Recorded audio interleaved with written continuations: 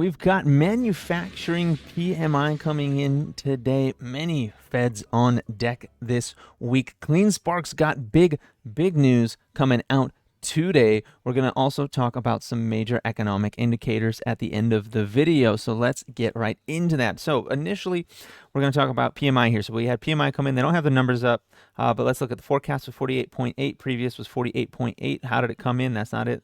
That one. It came in at 48.8, just as expected. So not too concerning there with the PMI. That's basically staying as it is.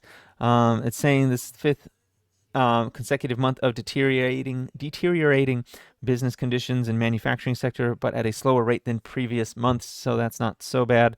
Maybe that's an improvement. I don't know. We'll see. But we also have today, this afternoon, we've got Fed Governor Chris Waller and let's see, Fed President from New York, John Williams. Those two are speaking today. Tomorrow, we've got three Feds talking. On Wednesday, we got 1, 2, 3, including J-Powell.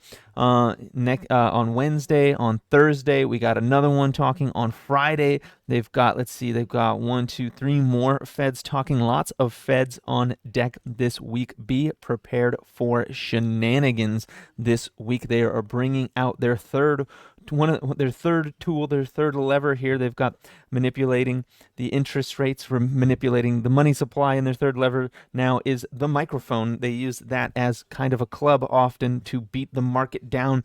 And you know, when the market is hitting all-time highs and you see a stacked schedule of Feds coming to speak, they're probably going to drag that thing down. So don't be surprised if we see a down week this week out of that development with all these Feds speaking.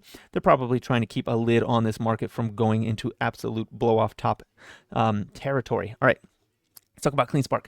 Cleanspark has got its earnings today. After hours, I will do a short video in the afternoon today to talk about those earnings and just the numbers from them. I won't be able to cover the call that they'll do, but I'll do a recap of it either tomorrow or the next day.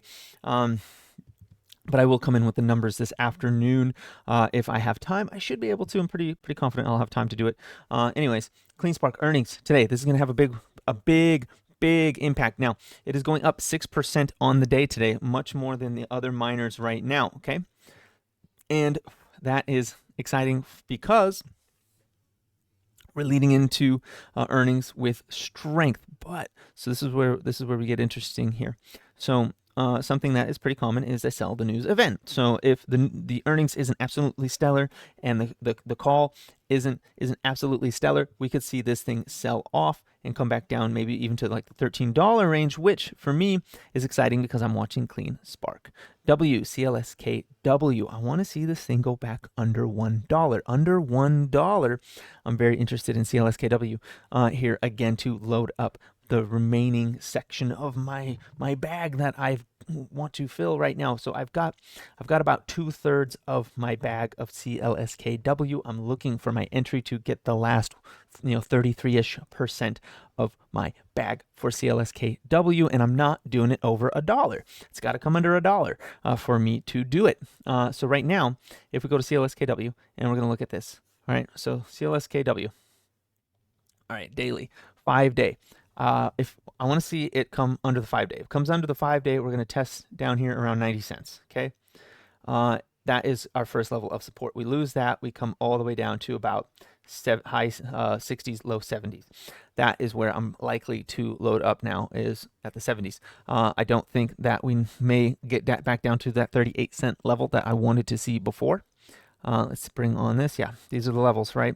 So this would be a 618 right now. 64 cents, and I bet you it'd probably come back to about 70. So if these earnings aren't absolutely stellar, I would not be surprised to see this come back down to about 70-ish cents from there. Let's see if we got any patterns that are coming through, at least as far as the computer is concerned. Let's take a look. Maybe on here. Yeah, we got a double bottom that came in. That could go up to as high as 147. Okay, maybe. Let's see, maybe on the 2-hour, we got anything like a rising wedge or something. This does look a bit like a rising wedge. Not particularly, more like a triangle. All right. Yeah, on the hourly. So let's go to the 2 hour. This is the 2 hour. We lose, that would be the 21 at 113. We lose that. We could come as low as 95, 96 cents. We lose that. Bottom ATR is down at 78 cents. So don't be surprised if we go into like even like a 3 hour thing, right? We can see down here, yeah, 69 ish cents there on the bottom ATR. I would not be surprised. And that is only if we lose this blue line, which is at 108 on the 3 hour. So if we lose the 21 on the 3 hour, we're coming down to like 70-ish cents. 2 hour, I like the 2 hour a little more. So if that'd be 113. We lose 113, we absolutely come back to $1. We lose $1, we absolutely come down to like 90 cents. We lose 90 cents, we're going to come back down into the 70s. Otherwise, if earnings are stellar, like let's say they tell us that they're going to adopt a MicroStrategy method of issuing convertible bonds, well, then this thing is probably going to skyrocket and we're not going to get it under $1 again in that situation. So it's up 10% now. This thing is doing very, very well. And I just want a few more. Come on. Come on, give us a few more. Anyways, yeah, if it goes, if they give us, because they have mentioned that they're looking at alternative methods of funding, and that definitely means that they are thinking about issuing convertible bonds like many of their peers are doing to much success. And why wouldn't they want to get in on that success? They've already mentioned they don't want to do AI, but this is an AI and it is working for their competitors. So why would they not do it as well? There's no good reason why they wouldn't. So if they announce that, be prepared to not be able to get this thing under $1 again. And I would say, yeah, it's probably not coming back down in that situation. Let's run a fib off of this recent low here to that high here that we just got. And if we run that low there, this let's call it from this low right here, because that would be the swing about right there. Okay. If we came back to a 786 now at this point, $1, it would be $1 on the nose, would be the lowest we would go in that situation based on this swing low here that we came in on the 2 hour on November 27th. So there is a chance that we might not see this go under $1 again. Now, if earnings aren't as good or they don't give some big announcement, like I just mentioned earlier, in terms of adopting a new method of issuing debt and making money, then we could see it fall. And that would be a situation where I would say I'm going to buy this thing if we get that dip. I'm looking for dips to rips. You can see Mara is actually giving me the dip that I was looking for here the other day. So I sold on Friday and on that blow off top, and that is a blow off top. Do not get that mistaken. This is what a blow off top looks like right there. Let me turn off everything. This candle right here on November 29th, that is a blow off top. And the fact that we're getting an evening star pattern here means that Mara, if Bitcoin does any kind of dip further, Mara could find itself all the way back down at $20. So we might not be done with that 1980 level that I've got marked out here still down here on Mara. We might not be done with that yet. Don't be surprised if you see Mara come down. This is kind of doing exactly what I was saying it was going to do. That was a blow off top. And we could see if this evening star comes in and we go a little lower, especially if we close underneath this trend line right here or underneath this blue line, which is the intersection of that descending trend line and ascending trend line, we could find ourselves coming back to the bottom of this big channel here. This channel, you can see it right there and there. We can see ourselves coming back to the bottom of that, which would be around $19.80. And that is absolutely an area where I would reload on my Mara. And now, if it comes down, I could see it coming to like 23, maybe even 22 and turning around, right? I could see it doing that. But if we get a drop on Bitcoin, if Bitcoin goes back to 90,000 or forbid all the way down to 80 or lower, this thing is absolutely going back to $20, along with many of the other miners falling along with it. You can see Core Z is actually having a bad day for once, down 5.48% right at the time of this recording. But Digital is up a little bit, probably because Ethereum had a good weekend. Wolf up a little bit, not sure exactly why. Hut coming off of that huge high it had. Let's see, did it also have a blow off top? Kind of, but not as bad. Kind of, but not nearly as bad. This I would have said was its blow off top back here on November 13th. And you can see that from that top peak to trough, we had a drop of 20%. And now we could probably, if this thing closes, if Hut closes under 2650, I would say, yeah, it's probably going to come back down to the top, at least the top of this ascending channel here, and maybe back to the bottom of this structure on the left there for Hut. And then we would have to reassess from there because I can't see past that. I don't have a crystal ball. Anyways, that's all I've got for you today on the miners right now. We're not going to really go into too much depth here right now. Not too much going on. We have a couple of things falling off the map. We got a couple of things acting as expected. We got some earnings coming in. It's going to be exciting. Iron finally giving back some of those gains a tiny bit. Now on to the yield curves. This is the big economic indicator that we've been talking about for a while. So this is the 10-year, 2-year yield. This is a very common yield to look at, okay? We inverted this thing in July 2020. No, is that July or August? Yeah, July 2022.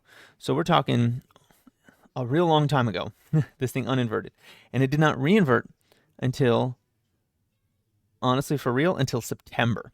So 2024. We're talking well over 2 years of being inverted, and it finally came back out, and it looks like it might want to re-invert again, which is terrifying that it would do that. Generally, the re-inversion of, or the uninversion, excuse me, the uninversion of the 10-year, 2-year is usually a mark of we are now on we're now on a timer waiting for a recession. Now, how do we know when that recession is going to come? Because we already got the uninversion of the 10-year, 2-year, and that was months ago, and nothing's happened. We just grind higher and higher and higher. Now, this is the next chart I show you is going to be the one that we watch very closely for saying, okay, the recession is likely coming very, very soon.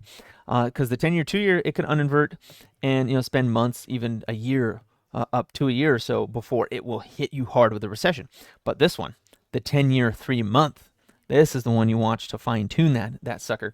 Now, this thing inverted in October 2022. It is still uninverted, and it will probably remain inverted. Sorry, inverted. It is still inverted. It will probably remain inverted for a few more months. We might get until January, February. But when this thing uninverts, the 10-year, 3-month, when that uninverts, that is when I will start to be afraid. That is when I'll start to say, maybe I'll take bigger cash positions than I have been taking for a while. That's when I'll say my trades are going to be much more short term, potentially even looking to bearish sides of things. So this chart right here, in fact, I'm going to favorite this right now, 10-year, 3-month. Keep your eyes on this. Watch this at least once a week. You see this thing uninvert. You see it uninvert. It doesn't even go any further than that. But you see it uninvert. Yeah, we're going to have a bad time. Anyways, that's all I've got for you today. Please like, comment, subscribe, share this video. Check out the Trade Cave store, link in the description, as well as the channel bio. Don't sleep on that sticker shop. That link is also in the description and channel bio. And have a profitable day.